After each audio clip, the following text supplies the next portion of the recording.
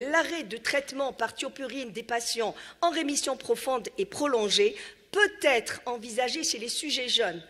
Vous avez le risque du lymphome et doit être tenté chez les sujets âgés au-delà de 65 ans.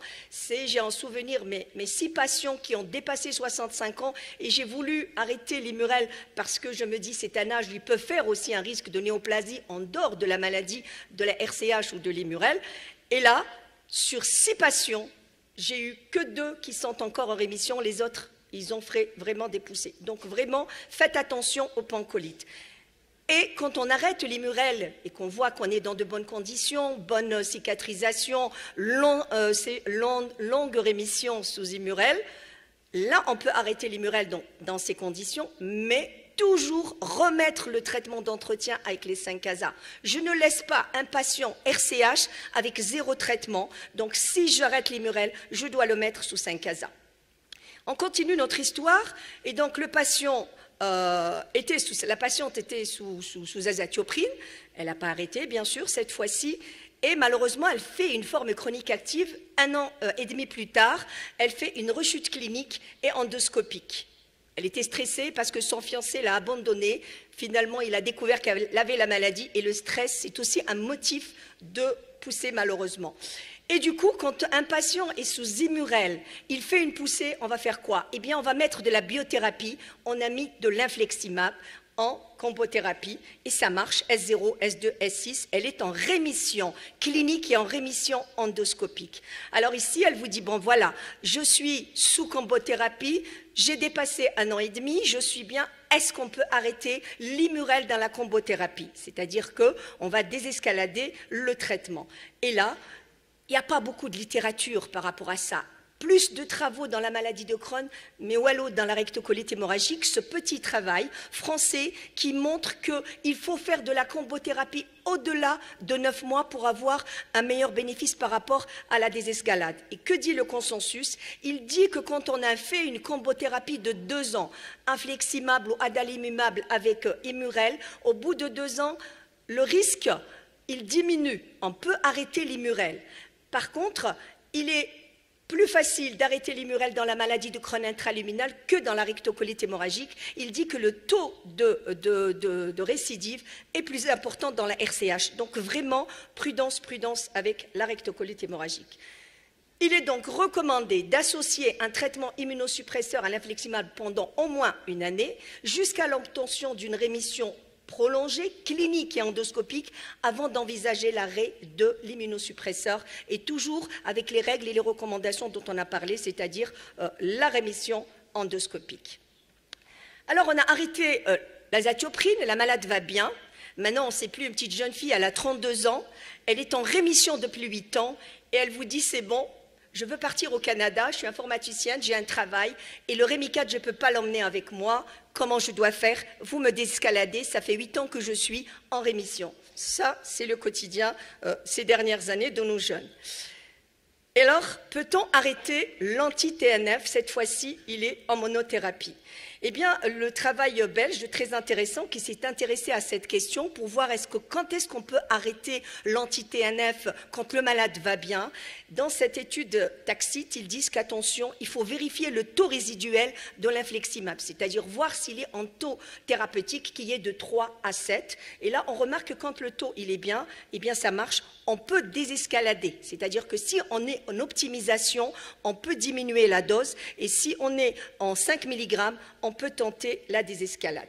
Que disent les méta-analyses par rapport à l'arrêt de l'anti-TNF dans la RCH? Toutes les méta-analyses disent qu'au bout de 12 à 24 mois, 1 à 2 ans, 36% de patients, si on leur arrête les anti-TNF, vont rechuter.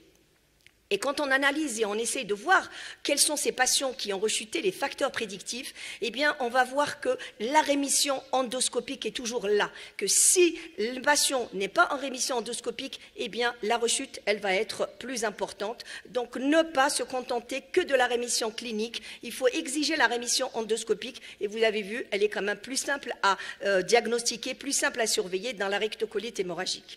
Aussi, une nouvelle qui est rassurante, c'est que ces patients-là qui ont des escalades et qui rechutent, eh bien, le retraitement des anti-TNF est possible et en général, 80% des patients peuvent être retraités et ça c'est très rassurant.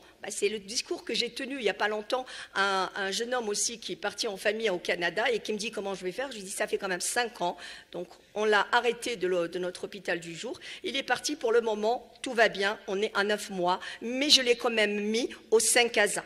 Parce qu'en plus, il est intolérant à l'immurel, donc pour le moment, ça va bien.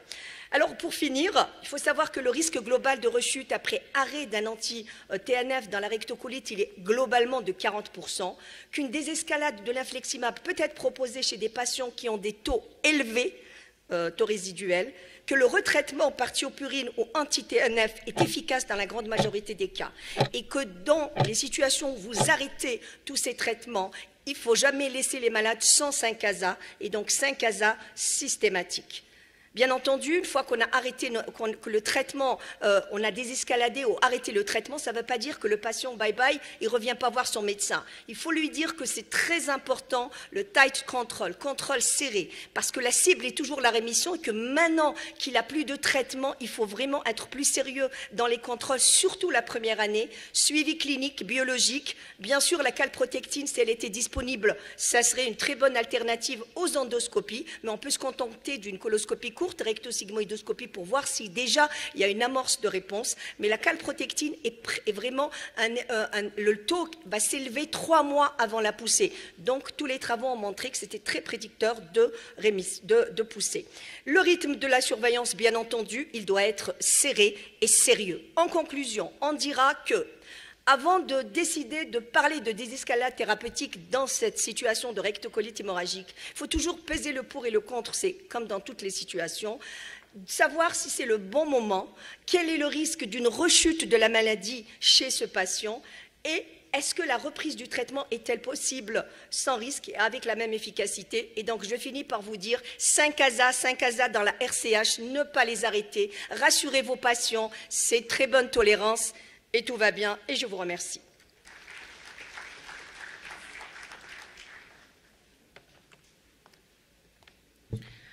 On passe à la session hépatologie et j'invite les messieurs modérateurs, professeur Afrej, docteur Kazoula et docteur Bourgoud, et professeur Tebzi pour sa première présentation.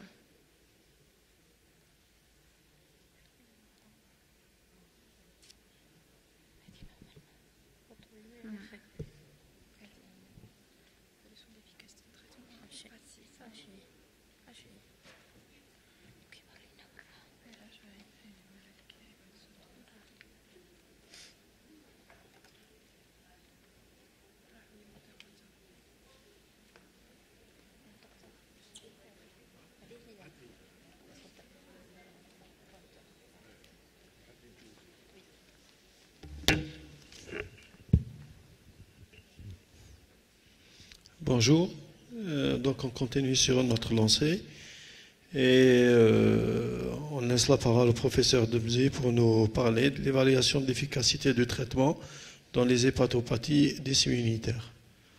À vous la parole, monsieur Debzi.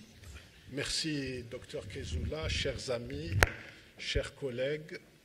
Donc, je suis content de venir à Sétif pour ce marathon de l'hépato-gastroentérologie, puisqu'on a vu ce matin tout ce qui est gastroentérologie, endoscopie. On va parler un peu de maladies hépatiques et je vais vous parler de l'hépatite auto-immune. Alors pour dire en introduction, ça reste un diagnostic d'exclusion. Je sais que les collègues ont plus l'habitude de voir les hépatites virales B et C. Le diagnostic est toujours un peu un challenge parce qu'il se fait sur un faisceau d'arguments. Et des fois, quand on n'a pas assez d'arguments, on peut utiliser des scores. Alors, à l'ère des marqueurs non invasifs et du fibroscan, la PBH reste ici le gold standard. Alors, est-ce qu'il y a des statistiques concernant l'hépatite auto-immune? Il n'y a que des séries hospitalières chez nous, mais les meilleures statistiques ou la meilleure épidémiologie, c'est dans les pays scandinaves. Et on peut estimer ces maladies à 1 à 2 pour 100 000 habitants. Il y a 2 pics Donc les pédiatres connaissent bien la maladie et nous aussi, les adultes, on connaît aussi bien la maladie. Alors les éléments du diagnostic, l'hypergamma est importante, elle est à IgG. Je reviens sur la PBF pour dire qu'il y a un signe important, c'est l'infiltrat inflammatoire avec l'hépatite d'interface qu'on verra sur une prochaine diapo. Les auto-anticorps, ils sont à la base, si vous voulez, de la physiopathologie de la maladie, puisque c'est nos propres anticorps qui vont détruire nos cellules hépatiques. Et on verra qu'il y a deux types d'hépatite auto-immune, la type 1 qu'on voit plus chez l'adulte et la type 2 qu'on voit plus chez les enfants. Il y a une forme particulière, la type 3, qui fait un peu partie des séronégatives. La réponse aux corticoïdes est importante. Elle fait partie également de la définition, surtout dans les séronégatives. Vous donnez des corticoïdes, si le patient répond, vous affirmez qu'il y a une hépatite auto-immune. Il y a un contexte auto-humain, sans être sexiste, c'est la femme qui est plus touchée par l'hépatite auto-immune. On a parlé ce matin de maladie cœliaque, la maladie cœliaque est associée aussi à l'hépatite auto-immune, le diabète également, et vous avez l'HLA, DR3 ou DR4. Alors la présentation clinique peut être aiguë ou chronique. Aiguë, c'est l'hépatite aiguë forme commune, comme une hépatite virale. Vous avez l'hépatite aiguë sévère sans insuffisance hépatocellulaire et vous avez l'hépatite aiguë sévère avec encéphalopathie hépatique.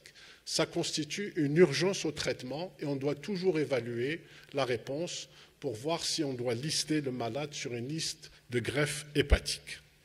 Et vous avez l'insuffisance hépatique sur une cirrhose ou sur une hépatopathie chronique qu'on appelle ACLF, c'est-à-dire Acute on Chronic Liver Failure.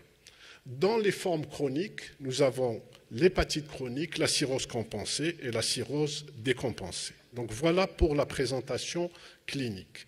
La PBH, elle est importante, elle oriente, elle n'est pas spécifique, mais parce qu'on peut retrouver de l'infiltrat lymphoplasmocytaire dans des hépatites virales, mais là, il est très important. Vous avez également l'empérilipolièse, donc c'est un mot savant pour dire que vous avez une autre cellule dans la cellule hépatique. Et généralement, c'est le lymphocyte qui est dans la cellule hépatique, comme vous le voyez sur la planche B. Et sur le C, vous avez les rosettes, donc hépatocytaires, vous avez un amas d'hépatocytes qui va former des rosettes. Alors, les auto-anticorps, vous savez que maintenant, dans la médecine libérale biologique, je vais dire, vous avez tous les auto-anticorps qui sont disponibles. Si vous mettez bilan d'auto-immunité, maintenant vous avez des kits tout prêts, comme des lapsticks. On met la bandelette dans votre prélèvement sanguin et vous avez tout un panel d'auto-anticorps. Et des fois, ça reste un peu difficile à interpréter. Et c'est pour ça que j'ai dit en introduction, rester dans un diagnostic d'exclusion et rester sur des faisceaux d'arguments cliniques, biologiques et histologiques, toujours. Quand vous avez ces trois éléments, vous pouvez poser le diagnostic. Ça ressemble un peu au Mickey, puisqu'on parlait tout à l'heure avec Gamard de Mickey. On donne aussi de l'Immurel, nous aussi. Alors, voilà les auto-anticorps que nous avons. Bon, je vais résumer pour dire ce que vous connaissez le plus, c'est les anticorps nucléaires, mais ils ne sont pas spécifiques du foie. Vous avez plus les LKM et les 1 et 3 qui sont plus spécifiques. Et vous avez les SLA, les Solid Liver Antigen, qui peuvent poser le diagnostic d'hépatite auto-immune de type 3.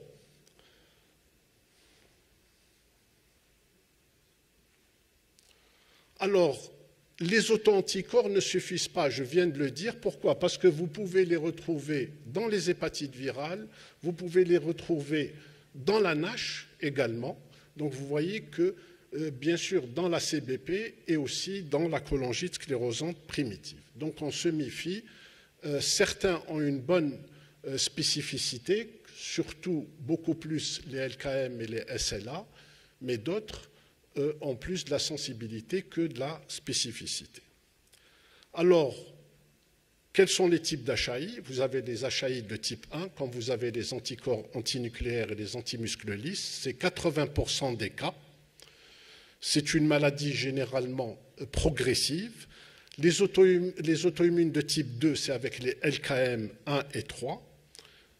Elles se retrouvent surtout chez l'enfant, et c'est à peu près 20% des cas, et ça donne des hépatites graves, fulminantes.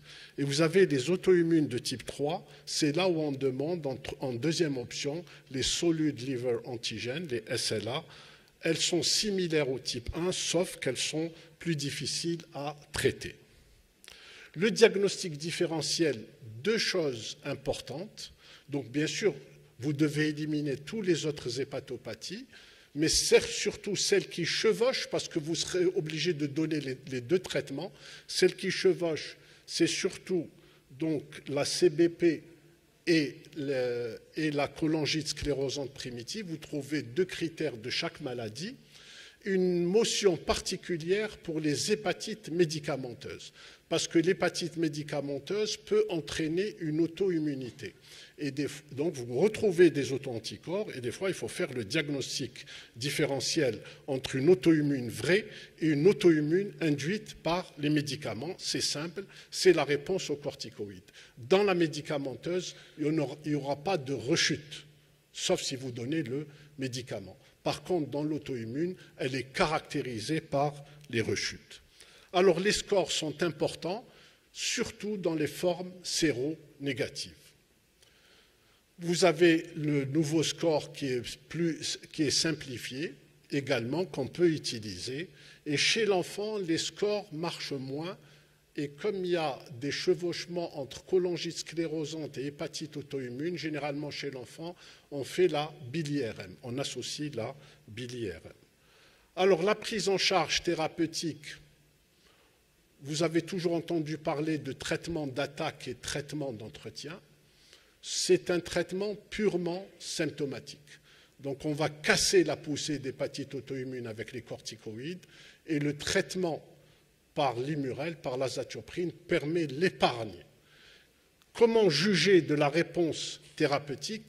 Sur les nouveaux guidelines, il faut une réponse biochimique totale. Donc il faut que les transaminases soient normales, ainsi que la bilirubine, et aussi l'histologie. L'histologie également doit faire partie de la réponse.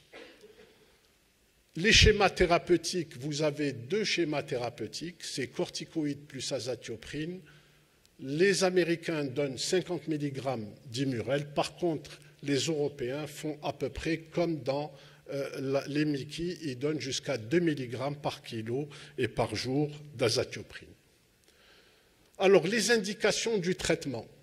On traite quand il y a une fibrose avancée, bien sûr, quand il y a une maladie donc active avec beaucoup d'hépatites d'interface. Est-ce qu'il faut traiter les hépatites donc minimes qu'on retrouve donc à l'histologie? Le traitement reste optionnel. Il doit se discuter au cas par cas. Si vous ne traitez pas, vous êtes obligé à 3 mois de réévaluer le patient. Alors, les indications thérapeutiques, j'en ai parlé aussi pour les aigus en introduction. Quand vous avez une hépatite grave avec ou sans hépatite fulminante, vous devez tout de suite lister le patient pour une greffe hépatique, parce qu'il y a de l'insuffisance hépatocellulaire. Et au bout de 7 jours, vous devez évaluer la réponse thérapeutique. S'il y a réponse, ça veut dire qu'il est sur le bon chemin. S'il n'y a pas de réponse, il faut penser à la greffe. Alors, j'ai dit que c'était un traitement purement symptomatique. 80% des malades vont rechuter. Donc, à l'arrêt du traitement, les patients rechutent. Et on a des poussées successives. Donc, à peu près, on va dire, il y a 20% de réponses. Et dans ces 20%, on peut arrêter le traitement si on a une réponse biochimique et histologique. Si on n'a pas la réponse biochimique et histologique, il va y avoir une récidive et on n'arrête pas le traitement dans le cadre des cirrhoses.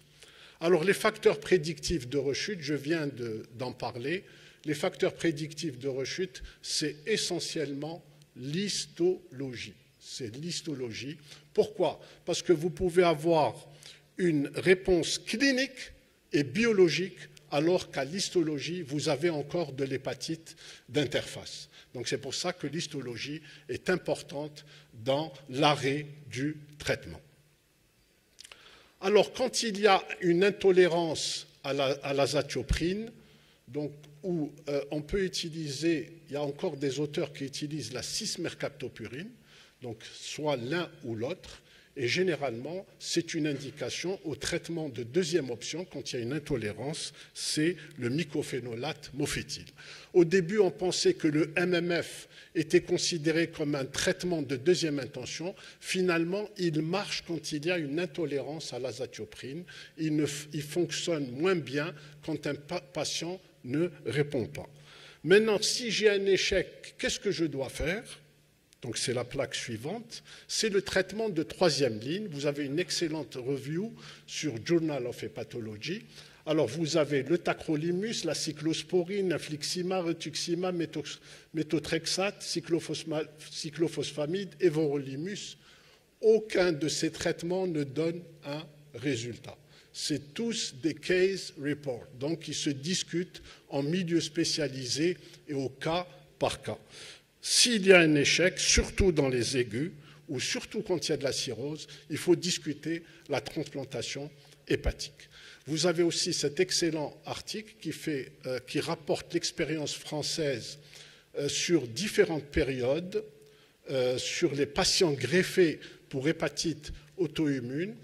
Et vous voyez que à droite, vous voyez sur 3 périodes de 87, 96 et 2006, les résultats n'ont pas changé. C'est à peu près 80 à 90% de survie à 1 an. Ce qui change, c'est ceux qui ont eu donc une ACLF avant la transplantation, c'est-à-dire qui ont eu une décompensation aiguë sur cirrhose avec insuffisance rénale. Ceux-là ont un moins bon pronostic par rapport aux patients qui n'ont pas fait d'ACLF. Voilà, pour terminer, donc devant une suspicion d'hépatite auto-immune, ça reste un diagnostic d'exclusion. Ça, c'est l'algorithme proposé par l'American Association Study of Liver Disease. Donc, toujours le couple biopsie plus auto-anticorps, toujours. Chez les enfants, on va plus utiliser les LKM1, d'accord, et chez l'adulte, les antinucléaires et les anti-muscles lisses. S'il y a, bien sûr, si vous avez donc des P en K en deuxième intention, si c'est négatif, vous faites les P en K, les solid liver antigènes, les antitransglutaminases et les AMA. Les antitransglutaminases, méfiez-vous. Des fois, vous avez des maladies cœliaques qui sont méconnues et vous pensez que le patient ne répond pas. Et la cytolyse est due à la maladie cœliaque. Donc, méfiez-vous de la cœliaque.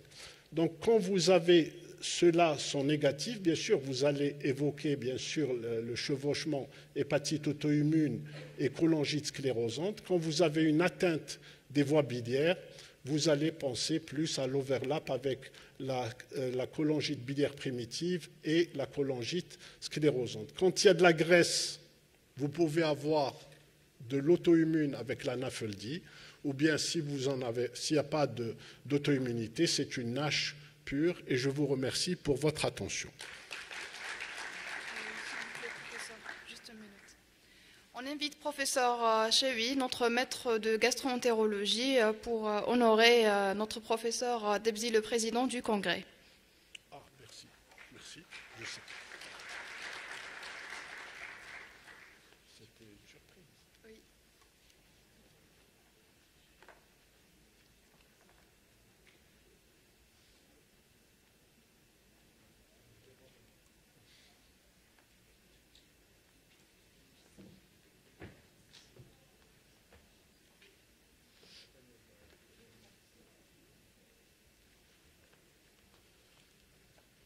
Bonjour, je suis toujours comblé d'honneur de la part de mes amis gastro-entérologues certifiés. Je les remercie pour leur invitation. Je les remercie pour l'accueil qu'ils me font à chaque fois que je suis là. J'en suis profondément ému. Et je suis d'autant plus ému qu'ils me donnent l'occasion et le privilège d'honorer mon ami, le professeur Debzi. Alors, je vais le faire avec beaucoup de plaisir. Je dois lui remettre une médaille. Mon cher ami Nabil, tu mérites largement cette distinction qui est offerte par l'association des gastro-entérologues libéraux des hauts plateaux. Hein, et merci à toi de tout ce que tu fais pour la gastro-entérologie algérienne en général et pour les pathologies en particulier. Tu as formé une équipe magnifique et tu es toujours disponible pour recevoir nos malades. Donc, on te remercie au nom de l'association HAG, mais également au nom de tous les gastro-entérologues de ce pays. Voilà. Merci beaucoup Farid, merci beaucoup à l'HAG. Je suis plus que touché par cet hommage auquel je ne m'attendais pas. Farid Chaoui a été aussi notre enseignant. Il a beaucoup donné, même s'il est parti après dans le libéral. Il a gardé cette arme de l'universitaire et aussi il est impliqué pour que le système de santé fasse des progrès, on l'espère toujours, mais c'est toujours une pierre à l'édifice. C'est une passation de témoins et j'espère que je vivrai ce moment avec mes élèves aussi. Merci beaucoup Farid et merci à l'HAG.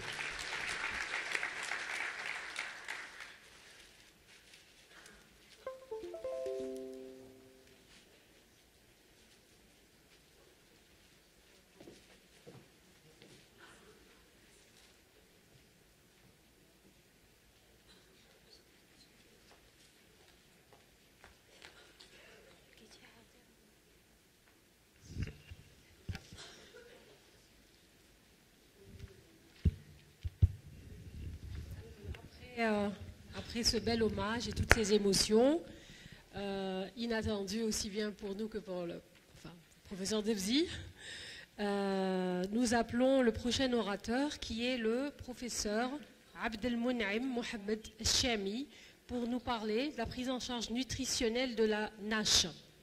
Tafadhal Oustad Chami.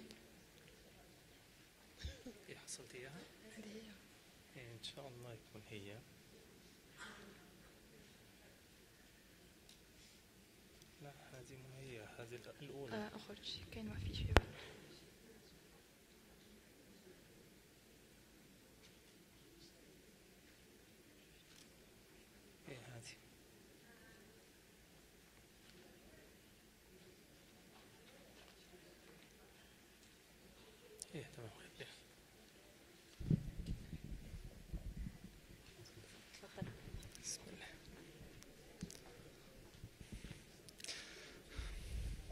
Assalamu alaikum.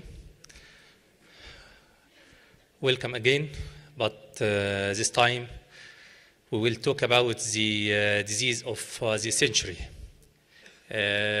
زي ما بنقول في مصر للإخوة اللي كانوا عايزين يسمعوا اللهجة المصرية، زي ما بنقول عدنا والعود أحمد، لكن المرة دي مع مرض العصر the fatty liver disease or مرض الكبد الدهني. Fatty liver disease diet, what against adherence?